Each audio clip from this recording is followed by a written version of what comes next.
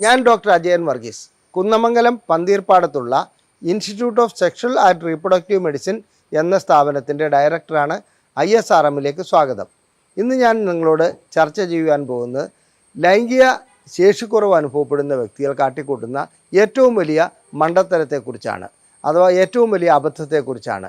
ലൈംഗിക ശേഷിക്കുറവ് അനുഭവപ്പെടുന്ന വ്യക്തികൾ സാധാരണഗതിയിൽ ആദ്യ ചികിത്സ എന്ന ലെവലിൽ ഏതെങ്കിലും മെഡിക്കൽ ഷോപ്പിൽ ചെന്ന് ഒരു ഗുളിക വാങ്ങിക്കഴിക്കുന്ന ഒരവസ്ഥ കണ്ടുവരുന്നുണ്ട്. യഥാർത്ഥത്തിൽ ലൈംഗിക ശേഷിക്കുറവ് എന്ന് പറയുന്നത് ഒരു രോഗമല്ല, രോഗലക്ഷണമാണ്. നമ്മുടെ ശരീരത്തിലുള്ള മറ്റേതെങ്കിലും അസുഖത്തിൻ്റെ ഒരു പ്രതിഫലനം മാത്രമാണ് ലൈംഗിക ശേഷിക്കുറവ്. അത് ഹൃദ്രോഗമാകാം, പ്രമേഹമാകാം, പ്രഷറാകാം, അതുപോലെ തന്നെ ഞരമ്പുകളെ ബാധിക്കുന്ന അസുഖങ്ങളാകാം, തലച്ചോറിൽ അനുഭവപ്പെടുന്ന പാർക്കിൻസൺസ് ഡിസീസ് ആവാം, അല്ലെങ്കിൽ മൾട്ടിപ്പിൾ സ്ക്ലീറോസിസ് ആകാം, ഇല്ലെങ്കിൽ അർബുദമാകാം. ഏതെങ്കിലും രൂപത്തിലുള്ള ഒരു മാരക രോഗത്തിൻ്റെ പ്രതിഫലനം മാത്രമാണ് ലൈംഗിക ശേഷിക്കുറവ്.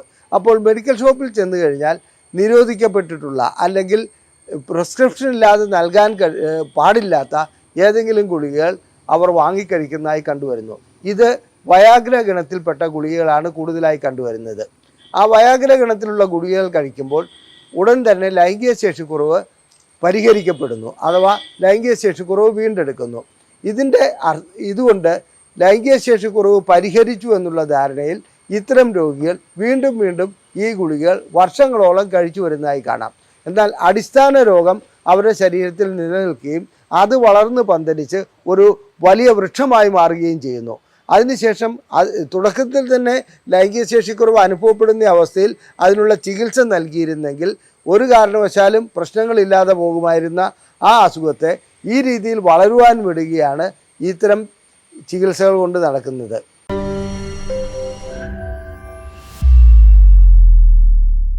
ഇനി മറ്റൊരു കാര്യം പറയാം. ഈ മരുന്നുകൾ കഴിക്കുന്ന ചില വ്യക്തികൾക്ക് മറ്റ് മരുന്നുകളുടെ കൂടെ കഴിക്കാൻ പാടില്ലാത്തതാണത്. ഉദാഹരണം, ഹൃദ്രോഗമുള്ള വ്യക്തികൾ ചിലപ്പോൾ ഈ മരുന്നുകൾ കഴിക്കുകയാണെങ്കിൽ അവർ സോർബിറ്റേറ്റ് അഥവാ നൈട്രേറ്റ് അടങ്ങിയ ഗുളികകൾ കഴിക്കുന്നതിൻ്റെ കൂട്ടത്തിൽ ഇത് കഴിക്കുകയാണെങ്കിൽ അവർക്ക് മരണം വരെ സംഭവിക്കാം. ആ രീതിയിലുള്ള ഗുളികകളാണത്. അപ്പോൾ ഡോക്ടറുടെ നിർദ്ദേശത്തിനനുസരിച്ച് മാത്രം നൽകേണ്ട ഇത്തരം ഗുളികകൾ പല രീതിയിലും പ്രിസ്ക്രിപ്ഷൻ ഇല്ലാതെ പല മെഡിക്കൽ ഷോപ്പുകളിലും നൽകി വരുന്നതായി കാണപ്പെടുന്നുണ്ട്. അതിൻ്റെ അനന്തരഫലം എന്താണെന്ന് വെച്ചാൽ ഒരു രോഗിയുടെ യഥാർത്ഥ രോഗം കണ്ടുപിടിക്കപ്പെടാതെ രോഗികൾ ആ ഗുളികകൾ വാങ്ങിക്കഴിച്ച് അവരുടെ അസുഖം മൂർച്ഛിപ്പിക്കുന്നതായിട്ടാണ് കാണുന്നത്. ഞാനിതൊരു ഉദാഹരണം വഴി വ്യക്തമാക്കാം. പനി വന്നാൽ നമ്മളെല്ലാവരും കഴിക്കുന്ന ഒരു ഗുളികയാണ് പാരസെറ്റമോൾ. പാരസെറ്റമോൾ കഴിക്കുന്നതുകൊണ്ട് പ്രത്യേകിച്ചൊരു ദോഷവുമില്ല. വളരെ അപൂർവം പേർക്ക് മാത്രമേ അതിന് അലർജി ഉണ്ടാകാറുള്ളൂ.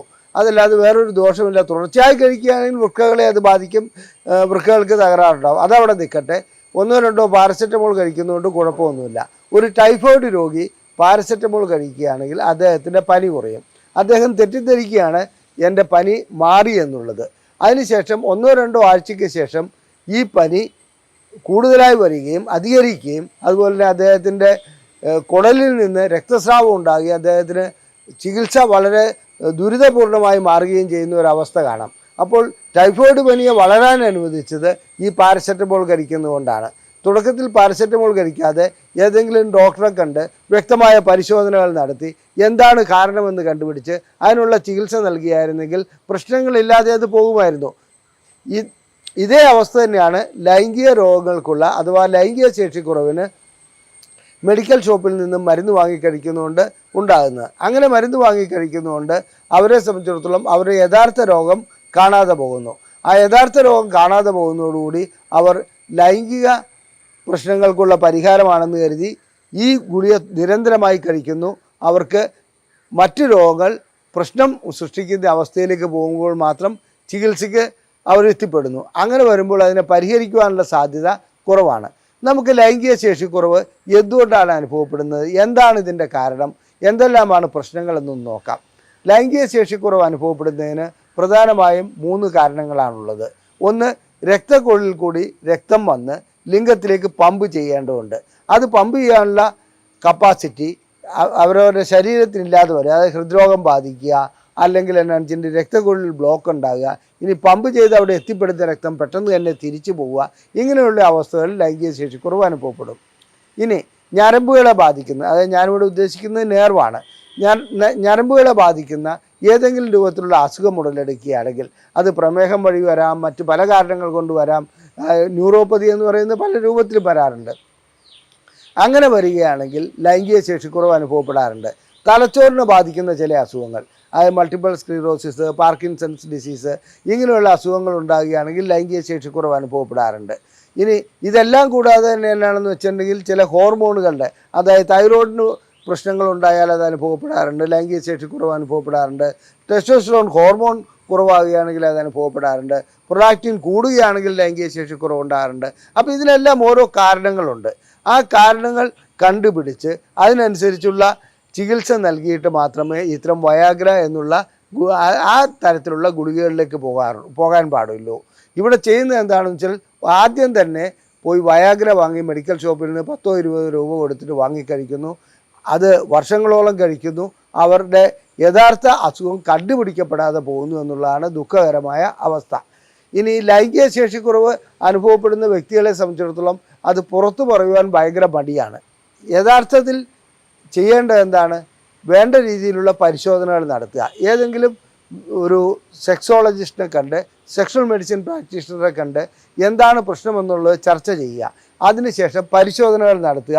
പരിശോധനകൾ നടത്തി എന്താണ് ഇതിൻ്റെ അടിസ്ഥാന പ്രശ്നമെന്നുള്ളത് കണ്ടുപിടിക്കുക. ആ അടിസ്ഥാന പ്രശ്നം കണ്ടുപിടിച്ചതിന് ശേഷം ചികിത്സയിലേക്ക് വരിക. അതായത് മരുന്ന് വേണോ, മരുന്നില്ലാതെ തന്നെ ചില ലൈംഗിക പ്രശ്നങ്ങൾ പരിഹരിക്കാൻ കഴിയും. അത് പല രീതിയിലുള്ള പ്രശ്നങ്ങളുണ്ടാകും. പിന്നെ ഇത് കൂടാതെ തന്നെ മാനസികമായ ചില പ്രശ്നങ്ങൾ കൊണ്ട് ലൈംഗിക ശേഷിക്കുറവ് ഉണ്ടാകാറുണ്ട്. അതിന് ആ മാനസികമായ അല്ലെങ്കിൽ എന്തെങ്കിലും കുടുംബ പ്രശ്നങ്ങൾ കൊണ്ടോ വഴക്ക് കൊണ്ടോ ലൈംഗിക ശേഷിക്കുറവ് അനുഭവപ്പെടാറുണ്ട്. ബിസിനസ് പരാജയം കൊണ്ട് ലൈംഗിക ശേഷിക്കുറവ് അനുഭവപ്പെടാറുണ്ട്. ഇത്തരം കാര്യങ്ങളിലെല്ലാം പരിശോധനകൾ നടത്തി കാരണം എന്താണെന്ന് കണ്ടുപിടിച്ചിട്ട് അതിനുള്ള ചികിത്സ നൽകുകയാണ് വേണ്ടത്. ലൈംഗിക ശേഷിക്കുറവിന് കാരണം കണ്ടുപിടിക്കാതെ ചികിത്സിക്കുക അല്ലെങ്കിൽ മരുന്ന് കഴിക്കുക എന്ന് പറയുന്നത് ശുദ്ധ അസംബന്ധമാണ്. അത് ഒരു വ്യക്തിയുടെ ആരോഗ്യം തകർക്കുന്നതിന് തുല്യമാണ്. പിന്നെ പ്രായം കൂടുന്തോറും തീർച്ചയായിട്ടും ലൈംഗിക ശേഷിക്കുറവ് മെല്ലെ മെല്ലെ വന്നു തുടങ്ങും. അതിൻ്റെ പിന്നിലും യഥാർത്ഥത്തിൽ പ്രായമല്ല, പിന്നിൽ ഉടലെടുക്കുന്ന ഏതെങ്കിലും രോഗമായിരിക്കാം. ആ രോഗം എന്താണെന്നുള്ളത് കണ്ടുപിടിക്കുന്നത് ആ വ്യക്തിയെ സംബന്ധിച്ചിടത്തോളം അദ്ദേഹത്തിൻ്റെ ആയുസ് നിലനിർത്തിക്കൊണ്ടു പോകാൻ, ആരോഗ്യം നിലനിർത്തിക്കൊണ്ടു പോകാൻ ഉപകരിക്കും. അതുകൊണ്ട് ലൈംഗിക ശേഷി കുറവ് അനുഭവപ്പെടുന്ന വ്യക്തികളോട് ഒരു അഭ്യർത്ഥനയുണ്ട്. മെഡിക്കൽ ഷോപ്പിൽ പോയി ഏതെങ്കിലും ഒരു ഗുളിക വാങ്ങിക്കഴിക്കുന്നത് ഒരു രീതിയിലും നിങ്ങൾക്ക് പ്രയോജനപ്പെടുകയില്ല. അഥവാ താൽക്കാലികമായി പ്രയോജനപ്പെട്ടു എന്ന് തോന്നുകയാണെങ്കിൽ തന്നെ അതൊരു മണ്ടത്തരമാണ്, ഒരു അബദ്ധമാണ് നിങ്ങൾ കാട്ടിക്കൂട്ടുന്നത്. നിങ്ങളുടെ ആരോഗ്യത്തിന് അത് ഹാനികരമായി ബാധിക്കുമെന്നുള്ളത് പറയട്ടെ. ഇനി ചില ആയുർവേദ ഗുളികകളെക്കുറിച്ച്, അതായത് മെഡിക്കൽ ഷോപ്പിൽ ഊരും പേരുമില്ലാത്ത ചില ആയുർവേദ ഗുളികകൾ ലഭിക്കാറുണ്ട്. നോർത്ത് ഇന്ത്യയിൽ നിന്നും മറ്റും വരുന്നതാണ്. ഇവരിതിൽ ചെയ്യുന്നത് വയാഗ്ര പോലെയുള്ള ചില മരുന്നുകൾ പൊടിച്ചിട്ട്, അതായത് ക്രോസിനാദി വടവും ജലൂസിലാദി ലേഖ്യവും ഉണ്ടാക്കി കൊടുക്കുകയാണ്.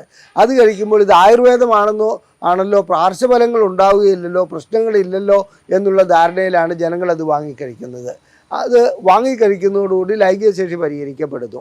അതോടുകൂടി അവരൊരു സംതൃപ്തിയിലെത്തുന്നു. അതായത് എനിക്ക് വലിയ പ്രശ്നങ്ങളില്ല, ആയുർവേദത്തിലുള്ള പാർശ്വഫലങ്ങളില്ലാത്ത ഗുളികയാണ് കഴിച്ചത്.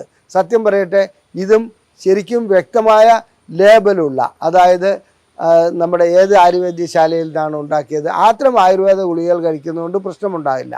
അതേസമയത്ത് ഏതെങ്കിലും ഒരു ആയുർവേദ ഗുളിക കഴിച്ച് അതിനകത്ത് ഇത്തരം വിക്രസുകൾ കാട്ടിക്കൂട്ടിയിട്ടുണ്ടെങ്കിൽ, ഇത്തരം തട്ടിപ്പുകൾ കാട്ടിക്കൂട്ടിയിട്ടുണ്ടെങ്കിൽ ലൈംഗിക ശേഷി വീണ്ടെടുക്കുന്നു, പെട്ടെന്ന് തന്നെ വീണ്ടെടുക്കുകയാണെങ്കിൽ തീർച്ചയായും ഒരു സംശയം നിങ്ങളുടെ മനസ്സിലുണ്ടാകണം, ഇതിനകത്ത് മോഡേൺ മെഡിസിനിൽ ഇംഗ്ലീഷ് മെഡിസിൻ കൂട്ടിക്കലർത്തിയിട്ടുണ്ടോ എന്നുള്ളത്. ലൈംഗിക ശേഷിക്കുറവ് അനുഭവപ്പെടുന്ന വ്യക്തികളെ സംബന്ധിച്ചിടത്തോളം ജാള്യതയുണ്ട്, ആകുലതയുണ്ട്. ഇതെന്തുകൊണ്ടാണെന്നത് മാത്രമല്ല, വല്ലാത്ത രീതിയിൽ ഇന്ന് സമൂഹം എന്താണെന്ന് വെച്ചാൽ അവൻ്റെ തെറ്റായി അതിനെ ചിത്രീകരിക്കാറ് പോലുമുണ്ട്. അതുകൊണ്ട് ഒരു അഭ്യർത്ഥന ഇതാണ്, നിങ്ങൾക്ക് ലൈംഗിക ശേഷിക്കുറവിനെക്കുറിച്ചുള്ള എന്തെങ്കിലും സംശയമുണ്ടെങ്കിൽ ഈ തന്നിരിക്കുന്ന നമ്പറിൽ ISRM എന്ന് ടൈപ്പ് ചെയ്ത് ഞങ്ങൾക്ക് അയയ്ക്കുക. ഞങ്ങൾ സൗജന്യമായി മറുപടി നൽകുന്നതാണ്. നിങ്ങളുടെ ഏത് സംശയങ്ങൾക്കും വാട്സപ്പ് വഴി സംശയം ചോദിക്കാവുന്നതാണ്. അതിന് ഞങ്ങൾ മറുപടി നൽകുന്നതാണ്. നിങ്ങൾ ISRMൽ എല്ലാ രീതിയിലുള്ള ലൈംഗിക പ്രശ്നങ്ങൾക്കുമുള്ള ചികിത്സകൾ ഞങ്ങൾ നൽകുന്നുണ്ട്. നിങ്ങൾക്ക് അത്തരം ലൈംഗിക ശേഷിക്കുറവോ മറ്റു പ്രശ്നങ്ങളോ ഉണ്ടെങ്കിൽ ഞങ്ങളെ സമീപിക്കുവാൻ മടി കാണിക്കരുത്. നന്ദി, നമസ്കാരം.